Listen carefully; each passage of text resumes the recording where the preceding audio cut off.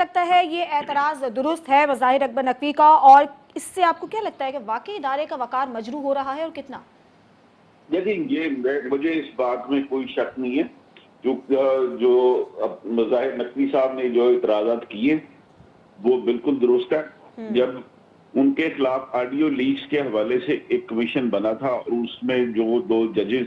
انہوں نے اس معاملے کی انکوائری کی تھی، اور یہ والا ریفرنس بھی اس کا ایک حصہ،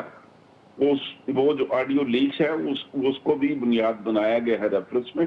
تو یہ انصاف اور قانون کے تقاضوں کے عین مطابق انہوں نے یہ مطالبہ کیا۔ مجھے کسی کے ساتھ نہ ہمدردی ہے نہ کسی کی مخالفت ہے، لیکن میں یہ سمجھتا ہوں کہ جسٹس مظاہر نقوی صاحب نے جو اعتراضات اٹھائے ہیں وہ بالکل درست اور جائز ہے، اور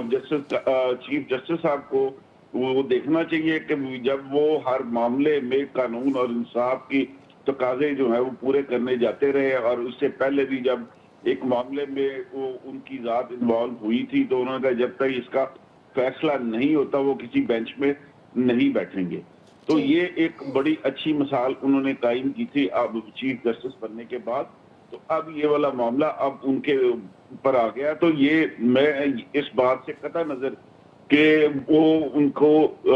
وہ انصاف کریں گے نہیں کریں گے، کوئی معاملہ ہے یا نہیں ہے،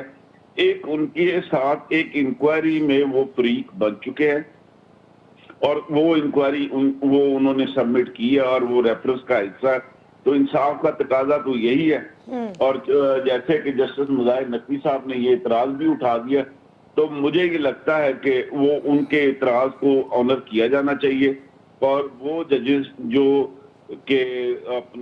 جن پہ اعتراض ہوا ان کو اس معاملے میں نہیں بیٹھنا چاہیے۔ عدلیہ کے تمام ہی ججز بڑے قابل احترام ہیں، لیکن اگر کسی ایک کلیگ یا برادر جج کے حوالے سے کسی کو کوئی شکایت ہے، وہ درست ہے یا غلط ہے وہ بات کا معاملہ ہے، لیکن قانون تو اور آئین دستور اخلاقیات یہی کہتے ہیں کہ جس کے اوپر اعتراض ہے وہ کیس نہ سنے۔ ٹھیک ہے، امتیاز